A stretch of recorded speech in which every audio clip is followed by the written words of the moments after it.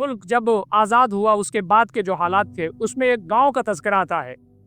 उस गांव में 3-4 मुसलमान घर था, बकिया सब हिंदू भाई रहते थे।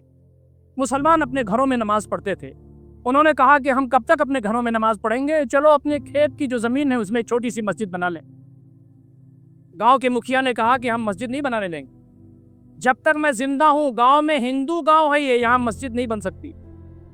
एक बड़े मौलाना के पास लोग गए। मौलाना लोगों की बड़ी कद्र थी उस वक्त, बुजुर्ग मौलाना थे, बहुत बूढ़े थे। कहा करके हमारे मुखिया को समझा दीजिए, हमें अपने गांव में अपने घर पर अपनी लैंड पर मस्जिद बना लेने दें। मौलाना एक दिन घर से निकले, गांव एक बस जाती थी आती थी, वही एक बस, पुराना जमाना था, खड्डे वाला रोड था। मौलाना बैठ गए बस में, धीरे धीरे बस भर गई, लोग स्टैंडिंग में आ गए। बस जब चलने लगी तो उसमें एक लड़की सवार हुई, उसके गोद में बच्चा भी था। उसी गांव की बच्ची थी, उसी गांव की लड़की थी, किसी ने जगह नहीं दी।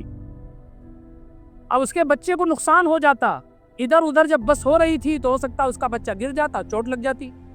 बुढ़ापे के बावजूद मौलाना खड़े हो गए और कहा बेटी यहाँ बैठ जा। उसने कहा आप तो खुद बूढ़े हैं। कहा नहीं, तेरे बच्चे को नुकसान हो जाए और बेटी यहाँ बैठ जा। लड़की बहुत ज्यादा मुतासिर हुई। जब वो बस रुकी और सब उतरने लगे तो उसने कहा कि आप मेरे घर चाय पी ले, नाश्ता कर ले, तब जाएं जहाँ आपको जाना है। मौलाना ने बहुत इनकार किया लेकिन वो औरत मानी नहीं, लेके गई घर। बाहर मौलाना को बैठा दिया, घर में गई और घर में इत्तेफाक आप देखिए अल्लाह ताला का करना ये था कि वो मुखिया ही का घर था।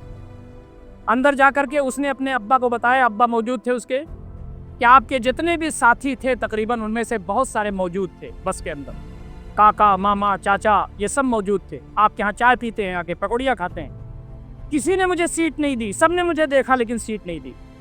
ये मौलाना साहब ने 93 साली के बावजूद सीट दी और मुझे बेटी भी कहा है। बाप भी मुतासिर हुआ। बाप बाहर आया, उसने कहा कि मौलाना साहब कहाँ जा रहे हैं आप?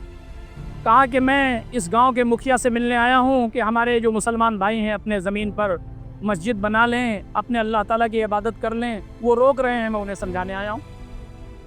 इतनी छोटे से अखलाक की वजह से इतना बड़ा हमला हो सकता है, इतना बड़ा नतीजा हो सकता है। मुखिया ने कहा मौलाना साहब आप नाश्ता कर लीजिए और तशरीफ़ ले जाइए, मैं खड़े होकर के मस्जिद बनवाऊँगा। ज़माना बड़े गौर से सुन रहा था, हम ही सो गए रास्ता कहते कहते। हिंदुस्तान में सैकड़ों मिसालें उन लोगों के सामने हैं जो दावत का काम कर रहे हैं। आप उनसे खैरियत पूछ लीजिए, आप उनका बैग उठा करके दे दीजिए, आप सीट पर उनके लिए गुंजाइश बना दीजिए। आपके पड़ोस में हैं, आप उनको तोहफा दे दीजिए।